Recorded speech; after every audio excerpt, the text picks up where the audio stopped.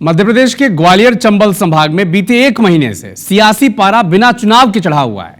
यहां राजनीति हाईकोर्ट की ग्वालियर बेंच में बाबा साहब अंबेडकर की प्रतिमा स्थापित करने के मुद्दे से शुरू हुई, फिर अंबेडकर धाम और अब समरसता भोज पर आ चुकी है।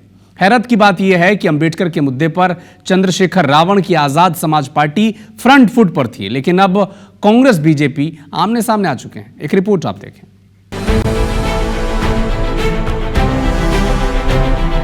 ग्वालियर चंबल में दलितों पर सियासी पारा हाई।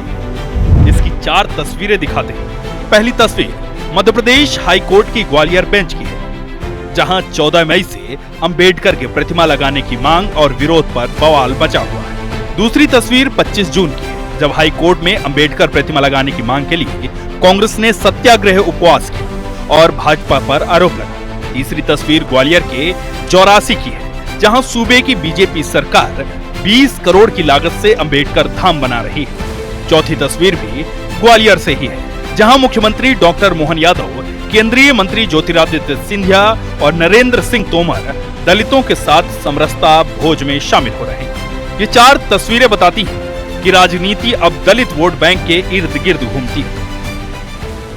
ग्वालियर का एक नया सवेरा आया जब आज हमने अपने इस ग्वालियर की परंपरा के माध्यम से पूरे प्रदेश में सामाजिक समरसता के दृष्टि से परस्पर जातियों के बीच सौहार्दपूर्ण संबंध रहे। 50,000 स्क्वायर फीट का जो भवन बन रहा है, उसमें 8 करोड़ की लागत से जो निर्माण हुआ, उसमें 12 करोड़ और एस्टीमेट की आवश्यकता थी। 12 करोड़ मंजूर करके हम आए। अगला एक कार्यक्रम हम सामाजिक समरसता का उस दिशा में भी देंगे। कार्यक्रम में केंद्रीय मंत्री ज्योतिरादित्य सिंधिया ने कहा कि 84 में अंबेडकर धाम बनने के बाद हर साल वहां पर सामाजिक समरसता सम्मेलन किया जाए। मैं दिल के गहराइयों से धन्यवाद अर्पित करना चाहता हूं मुख्यमंत्री मोहन यादव जी को कि जो सपना मैंने 3 साल पहले पिरोया था कि क्षेत्र में बाबा साहब की स्मृति में अंबेडकर धाम स्थापित करने का जो निर्णय मेरे मन में था।